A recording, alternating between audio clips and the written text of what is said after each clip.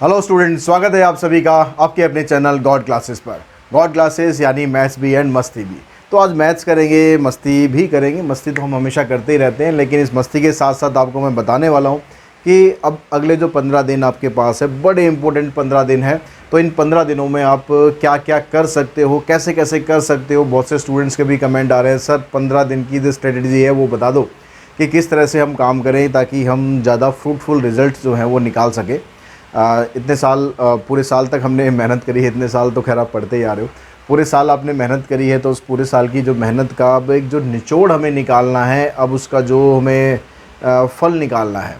क्योंकि ये टाइम एक ऐसा टाइम है जब कई बार ना बड़ी घबराहट सी होने लगती है। यार पूरा साल हमने पढ़ा है, लेकिन कई बार क्वेश्चन देखते हैं, कुछ क्वेश्चन नहीं आ रहे होते हैं, तो ऐसा लगता है यार सब कुछ भूल गए। तो ऐसा सबके साथ होता है, हमारे साथ भी होता था जब हम पढ़ते थे। इवन ज़्यादा ही होता था हमारे साथ, तो आप लोगों के साथ भी होता होगा। तो अब इन सब चीज़ों को ना इतना ज़्यादा सीरियसली मत लो। मतलब ये जो आपके दिमाग में जो चीज़ें आ रही है ना, इनकी बात करो, पढ़ाई की बात नहीं कर रहा हूँ। जो आपके दिमाग में सब चीज़ें आ रही हैं कि हमें कुछ नहीं आता यार, क्या करेंगे, बड़ा डर लग रहा है, तो ये सारे क्वेश्चन आपके दिमाग में चल रहे हैं ना, ये सब दिमाग से निकाल दो। अगर आपने पढ़ा हुआ है, अगर आपने पूरे साल अच्छे से कंसेप्ट समझा है, पढ़ा है, तो आप कुछ नहीं भूले हो। आप बिल्कुल भी नहीं भूले हो। जैसे ही आपके सामने क्वेश्चन आएंगे ना, सब कुछ आपको रिकॉल हो जाएगा। ठीक है, इसलिए इस तरह की जो टेंशन है ना, वो तो अपने दिमाग में लाओ मत कि तुम्हें कुछ नहीं आता। बहुत कुछ तुम्हें आता है। पूरे साल आप लोग पढ़े हो, पूरे साल मेहनत करी है, तो सब कुछ आता है।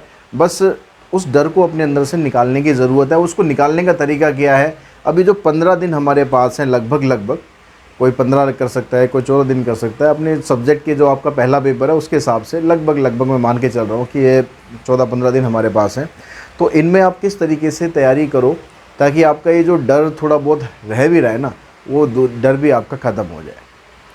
तो इसके लिए, तैयारी के लिए आपको जो प्रैक्टिस करनी है, अब चैप्टर वाइज ने हम बहुत पढ़ लिए, पूरे साल चैप्टर वाइज हम पढ़ लिए। ये चैप्टर कर लिया, एक बार कर लिया, 2 बार कर लिया, 3 बार कर लिया, कई बार चैप्टर कर लिया, लेकिन फिर भी कुछ थोड़ा सा कमी लग रही है। तो उस थोड़ी सी कमी को हम दूर करते हैं सैम्पल पेपर्स के थ्रू। ठीक है, तो हमारी आने वाले जो 15 दिन की स्ट्रेटजी है वो क्या रहेगी, उसके बारे में हम डिस्कस करने वाले हैं। तो 15 डेज स्ट्रेटजी अप्लाइड मैथमेटिक्स, सिर्फ अप्लाइड मैथमेटिक्स की बात कर रहा हूँ। अगर आपको अच्छी लगे बातें तो आप दूसरे सब्जेक्ट के लिए भी अप्लाई कर सकते हो। ऐसा नहीं है कि भाई जो सिर्फ एक ही सब्जेक्ट के लिए ही अप्लाई होंगी, सबके लिए एप्लीकेबल है, लेकिन आपको पसंद आनी चाहिए। तो वीडियो को ध्यान से देखना और कोशिश करना, एक एक पॉइंट जो मैं बता रहा हूँ उस पॉइंट को अपने दिमाग में बिठा लो, बल्कि लिख सकते हो तो लिख लो। ठीक है, ज़्यादा पॉइंट नहीं है, थोड़े से ही पॉइंट है। ठीक है, तो लेकिन उसको आपको बिठाना पड़ेगा दिमाग में कि हाँ, हमें इस तरीके से तैयारी करनी है। मैं अपने एक्सपीरियंस के आधार पे बता रहा हूँ कि ऐसे आप तैयारी कर सकते हो। आपका व्यू डिफरेंट हो सकता है, आपको लगता है कि नहीं किसी और तरीके से अच्छी तैयारी हो जाएगी, तो वैसे कीजिए। पर्पस हमारा और आपका सिर्फ इतना है कि आपकी प्रिपरेशन अच्छे से हो जाए और टर्म 2 के अंदर ना कुछ भी कमी ना रह जाए। तो जो मैं तरीका बता रहा हूँ उसको भी सुन लें एक बार, और जो तरीका आप करते आ रहे हैं उसको भी समझ लें एक बार, और फिर आपको लगे कि हाँ जो तरीका बेस्ट है उससे करने की कोशिश कीजिए। सबसे जो पहला तरीका हम करने वाले हैं, सबसे जो पहली इम्पोर्टेंट चीज़ मैं आपसे क्या कह रहा हूँ यहाँ पर, मैं कह रहा हूँ कि आप डेली एक सैम्पल पेपर करो। डेली का मतलब डेली। अब सैम्पल पेपर है कितनी देर का भाई? 2 घंटे का पेपर है। तो 2 घंटे का पेपर है, ज़्यादा से ज़्यादा 2.5 घंटे लगा लो। थोड़ा बहुत सिटिंग विटिंग में एडजस्टमेंट करोगे, कहाँ बैठना है, कब बैठना है, थोड़ा सा कई बार जब पढ़ने बैठते हैं ना तो कुछ चीज़ें याद आ जाती हैं, यार ये काम कर लेते हैं पहले, फिर हम पढ़ने बैठेंगे। तो आप ये लगा लो कि 2-2.5 घंटा आपको एक सब्जेक्ट के लिए निकालना है। अब दूसरी बात आती है, सैम्पल पेपर क्यों करें हम सारे टीचर कहते रहते हैं ऑलमोस्ट, सैम्पल पेपर करो, सैम्पल पेपर करो। सैम्पल पेपर में क्वेश्चन भी तो वही हैं जो नॉर्मल हम करते हैं ना चैप्टर वाइज। ठीक है, तो सैम्पल पेपर में क्या खास बात है ऐसी कि हम सैम्पल पेपर करें? पहले इसकी हम बात करते हैं, फिर हम बात करेंगे how to do sample paper. Sample paper करना कैसे चाहिए? तो सैम्पल पेपर हम करते क्यों हैं? देखिए, जब हम चैप्टर वाइज करते हैं, आप में से बहुत से स्टूडेंट ऐसे होंगे, और कमेंट में मुझे बताना कि आप ऐसे हो या नहीं हो। बहुत से स्टूडेंट ऐसे होंगे जब स्कूल में चैप्टर वाइज चल रहा होता है ना टॉपिक, तो बड़े अच्छा स्कोर करते हैं। ठीक है, 20 नंबर का टेस्ट है भाई, 20 में से 20 आ रहे हैं, 19 आ रहे हैं, 18 आ रहे हैं, ऐसे बहुत से स्टूडेंट हैं। लेकिन अगर उसी टेस्ट को हम 3-4 चैप्टर को इंक्लूड करके कर दें, या हम कह दें कि भाई हमारा टर्म 1 हो रहा है या टर्म 2 हो रहा है, हाफ ईयरली हो रहे हैं, मतलब 5-6-7 चैप्टर आ रहे हैं, तो वही बच्चे उतना स्कोर नहीं कर पाते जितना चैप्टर वाइज करते हैं। तो मुझे कमेंट में ज़रूर बताना कि ऐसा किस किस के साथ होता है। डेफिनेटली होता है, ठीक है, हम लोगों के साथ भी होता था, हम भी पढ़े, हम पढ़ के यहाँ तक पहुँचे, तो हमें भी पता है कि आप लोग क्या क्या प्रॉब्लम फेस कर सकते हो। अब उसकी जो कारण होता है, उसका कारण समझ लो, कारण क्या होता है। जब हम कोई एक पर्टिकुलर चैप्टर कर रहे होते हैं, मान लो हम इंटीग्रेशन कर रहे हैं या फाइनेंशियल मैथमेटिक्स कर रहे हैं, तो हमारे दिमाग में ना वही सब फार्मूले चल रहे होते हैं। अब इंटीग्रेशन करना है यार, इसका इंटीग्रेशन बाय पार्ट से करना है, या फिर इसका इंटीग्रेशन बाय पार्शियल फ्रैक्शन से करना है, या डेफिनेट इंटीग्रल करना है, या इसमें क्या निकालना है। तो सब कुछ जो ना वो इंटीग्रेशन के ऊपर ही हमारा फोकस होता है, हम दूसरी तरफ सोचते ही नहीं हैं। लेकिन जब सैम्पल पेपर हम करते हैं या हम डिफरेंट चैप्टर्स के इकट्ठे क्वेश्चंस करते हैं, तो एक क्वेश्चन हमारे पास आ रहा है इंटीग्रेशन का, अगला क्वेश्चन आ रहा है फाइनेंशियल का, फिर चला गया इन्फ्रेंशियल पर, फिर आ गया टाइम सीरीज़ पर, उधर से पहुंच गया एलपीपी पर, फिर वापस आ गया इंटीग्रेशन पर। तो भाई दिमाग को ना, देखो दिमाग भी मशीन ही है एक तरह की, तो दिमाग को भी यहाँ से वहाँ, वहाँ से वहाँ, वहाँ से वहाँ स्विच करने में टाइम लगता है। अगर आप बहुत शार्प माइंडेड हो तो कम टाइम लगता होगा, थोड़े से एवरेज माइंडेड हो तो थोड़ा ज़्यादा लगता होगा, और कुछ को और थोड़ा ज़्यादा लगता है। तो सबका दिमाग अलग अलग होता है, तो स्विच करने में हमें टाइम लगता है, डेफिनेटली लगता है। तो सैम्पल पेपर्स हमें क्या करते हैं, उस हैबिट को डेवलप करने में मदद करते हैं। क्योंकि सैम्पल पेपर में क्या होता है, आपके पास मिक्स्ड वैरायटी ऑफ क्वेश्चंस होते हैं, अलग अलग टाइप के क्वेश्चंस होते हैं, अलग अलग चैप्टर्स होते हैं। पहला क्वेश्चन किसी चैप्टर से, दूसरा किसी चैप्टर से। तो जब आप उसकी रेगुलर प्रैक्टिस करते हो ना, तो आपका दिमाग भी उसी हिसाब से ढलने लगता है कि हाँ मुझे ऐसे ही करना है, और भैया ये तो ऐसा है इसको जितना जैसे ढालोगे ना, ये वैसे ढलता है। ठीक है, काम करवाओगे बहुत बढ़िया काम करेगा, आराम करवाओगे फुल टू आराम करेगा। तो ये तो तुम्हारे ऊपर है कि आपको अपने इसका इस्तेमाल कैसे करना है। ठीक है, तो ये समझ में आ गई सैम्पल पेपर क्यों करना है। अब दूसरी बात, सबसे इम्पोर्टेंट बात आती है, ये भी सबको बहुतों को पता होता है भाई सैम्पल पेपर क्यों करना है, लेकिन यहाँ पर आने के बाद थोड़ी सी गड़बड़ होती है। How to do sample paper, sample paper करना कैसे चाहिए, बहुत इंपॉर्टेंट चीज़ है। आपने सैम्पल पेपर उठाया, सैम्पल पेपर करने लग गए, लेकिन अगर वो लैक ऑफ प्लानिंग आप से कर रहे हो, तो फिर आपको सैम्पल पेपर का फ़ायदा वो नहीं होगा जो होना चाहिए था। ठीक है, आपका 100% इसका फ़ायदा आपको उठाना है। वो कैसे उठाना है उसके बारे में बात करते हैं।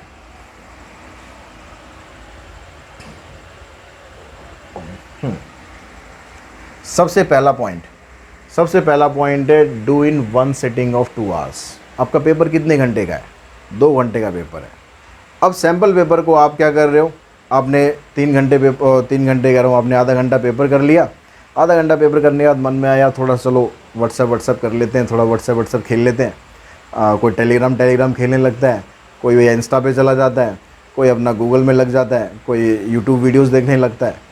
ठीक है, सबके अलग अलग काम होते हैं, सब आप लोग बहुत बिजी है, बहुत सारे काम हैं, बहुत सारे सोशल मीडिया प्लेटफॉर्म हैं जो आपको हैंडल करने पड़ते हैं, तो बहुत सारा काम होता है। तो मन करता है कि चलो थोड़ा सा काम कर लेते हैं। तो आपने आधा घंटा पेपर करा, फिर लग गए इधर उधर अपना, एक बार आपने व्हाट्सएप शुरू कर दिया, टेलीग्राम शुरू कर दिया, इंस्टा शुरू कर दिया, तो भाई पता नहीं उसमें कितना टाइम लगता है। ठीक है, समुंदर है वो, तो कितने भी डुबकी लगा लो कम है। तो जितना टाइम वहाँ पर वेस्ट कर सकते हो कर सकते हो, कोई दिक्कत नहीं है। लेकिन उससे क्या होता है, आपका जो फ्लो होता है, आपकी जो फ्लुएंसी होती है पेपर को करने में, वो ब्रेक हो जाती है। कुछ अगर वो काम नहीं करते, थोड़ा इधर उधर टहल लेते हैं, चलो यार आधा घंटा हो गया पढ़ते पढ़ते, थोड़ा दिमाग को रिलैक्स दे लेते हैं, तो रिलैक्स देने के लिए अपना टाइम निकालने लगते हैं। तो ये सबसे बड़ी गलती करते हैं। जब भी हम सैम्पल पेपर करें, हमेशा एक सिटिंग में सैम्पल पेपर करें।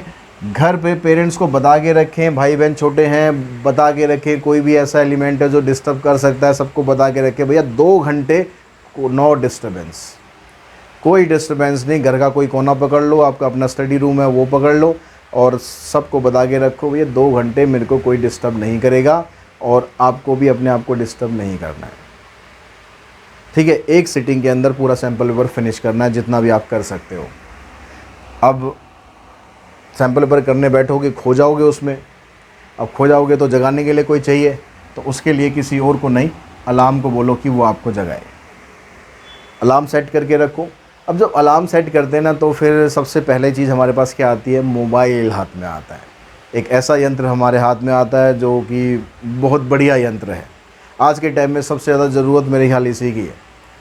भैया बच्चों को मम्मी पापा नहीं, मोबाइल चाहिए, और पेरेंट्स को बच्चे नहीं, मोबाइल चाहिए। सबको मोबाइल चाहिए। मोबाइल आपके पास है तो मतलब आप बोर नहीं होगे, आप सब कुछ कर सकते हो, दुनिया जहान की खबरें आपके पास रहती हैं। तो आज के टाइम में अगर मैं बात करूं, सबसे बड़ा डिस्ट्रैक्शन मोबाइल है। तो आप जब अलार्म लगाओगे तो अलार्म लगाने के लिए मोबाइल का इस्तेमाल नहीं करोगे कि सर मोबाइल में अलार्म लगा लेते हैं, क्या दिक्कत है, अलार्म ही तो है। नहीं है जी, मोबाइल में अलार्म के साथ बहुत कुछ होता है।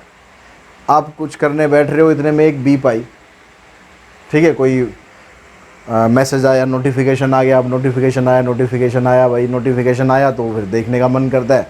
अगर आप नहीं भी देखोगे तो भी ध्यान चला जाता है, यार चलो देख लेते हैं एक बार किसका है, कोई इंपॉर्टेंट तो नहीं है। और एक बार फ़ोन हाथ में आया, फ़ोन हाथ में आते ही आपका कम से कम 1.5-2 घंटा गया भाई। फ़ोन चीज़ ही ऐसी है, ठीक है, अथाह समुद्र है, ये भी ज्ञान का भंडार है। अब पता नहीं कौन से ज्ञान का भंडार है, ये तो आप लोग जानो, ये आपका कौन सा ज्ञान वहाँ से आप लेते हो, ठीक है, लेकिन ज्ञान का भंडार है, ये बात कंफर्म है। तो मोबाइल का इस्तेमाल बिल्कुल भी नहीं करना है। जब ये 2 घंटे आप यहाँ बैठे हो ना, तो इन 2 घंटों में मोबाइल आपके पास नहीं होना चाहिए। ये आपको श्योर शॉट करके रखना, अगर ये आपके पास होगा तो 2 घंटे आप बैठ ही नहीं सकते हो। मैं लिख के दे सकता हूँ, आप बैठ ही नहीं सकते हो 2 घंटे। आप कितना भी अपने मन को कंट्रोल कर लो, एक वाइब्रेशन, एक साउंड, आप कहोगे सर एरोप्लेन मोड पे कर दे, अरे नहीं कर पाओगे भाई। खुद ही एरोप्लेन मोड हटा के देखोगे, मोबाइल साइड में रखा है ना, चलो यार एक बार एरोप्लेन मोड हटा के देख लेता हूँ, चलो क्या आ रहा है। एक बार एरोप्लेन मोड हटाया और धड़ धड़ धड़ धड़ धड़ कई सारे मैसेज आ गए। अब वो मैसेज क्या करेंगे, आपको डिस्ट्रैक्ट ही तो करेंगे। तो इसलिए मोबाइल बिल्कुल भी नहीं रखना है, 2 घंटे त्याग दो इसको। दूसरी बात आती है कैलकुलेशन। बहुत सारे बच्चों के कमेंट आते हैं, सर कैलकुलेशन का कोई ट्रिक बता दो, कोई ट्रिक बता दो, कोई ट्रिक बता दो, कैलकुलेशन नहीं हो रही है।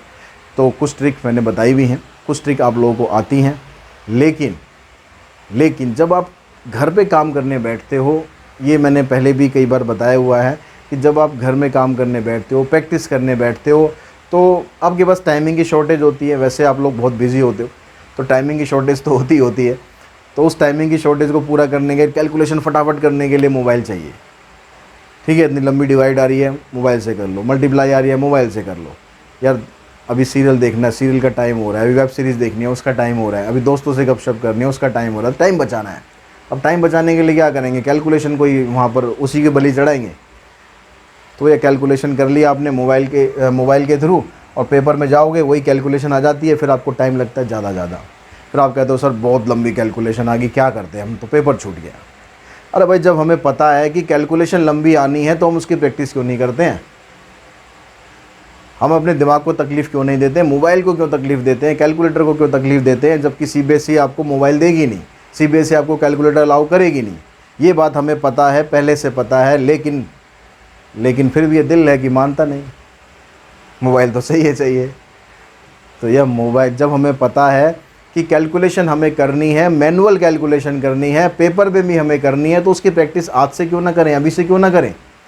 क्वेश्चन में सैम्पल पेपर में जितने भी क्वेश्चन आते हैं, जहाँ भी कैलकुलेशन आती है, मैनुअल कैलकुलेशन करो।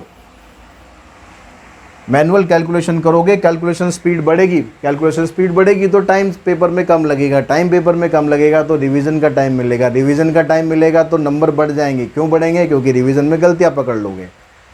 तो नंबर बढ़ाने नहीं बढ़ाने सबको नंबर बढ़ाने। तो जब एक चीज़ हमें पता है कि ये चीज़ हमें परेशान कर सकती है, ये हमारा पेपर का टाइम खा सकती है, तो उसमें क्यों हम कोताही करते, क्यों उसको हम पूरी तरह ध्यान ना दें।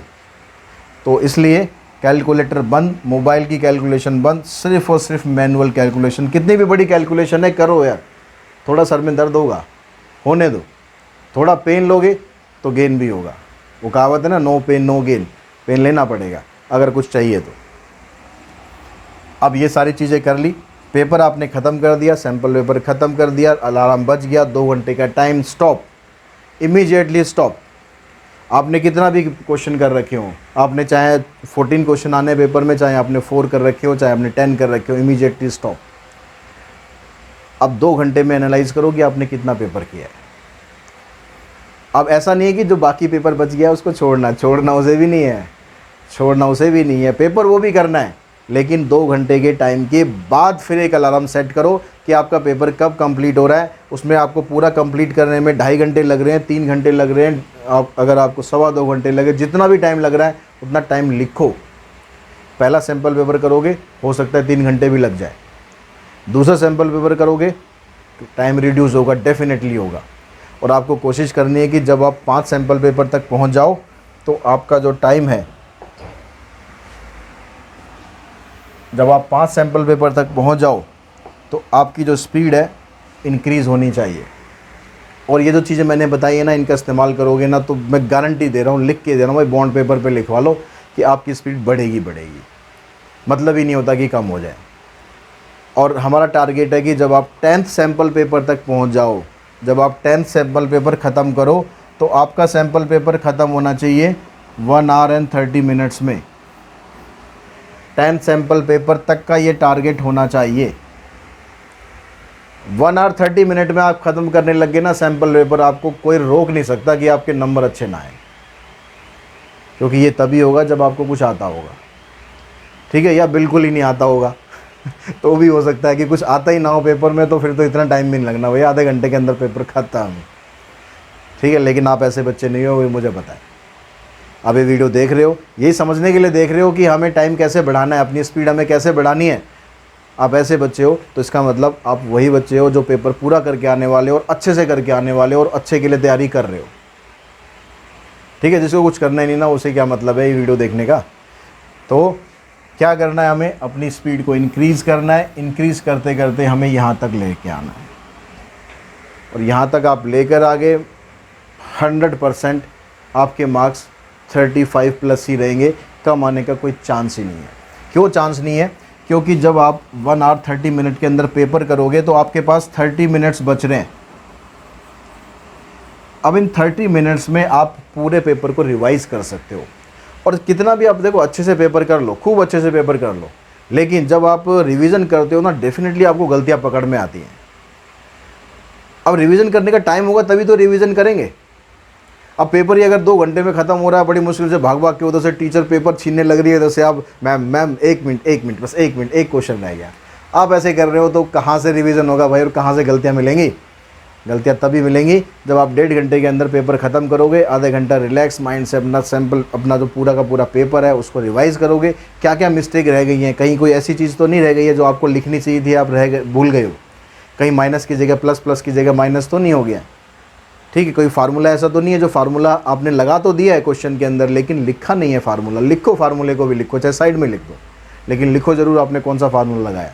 तो ये छोटी छोटी जो मिस्टेक्स होती है ना, ये मिस्टेक्स आपके नंबर को इंक्रीज़ करती हैं। अगर आप मान लो कि आप 1.5 घंटे में पेपर ख़त्म कर ले तो ना, आप अपने कम से कम 5 से 7 नंबर सेव भी कर रहे हो।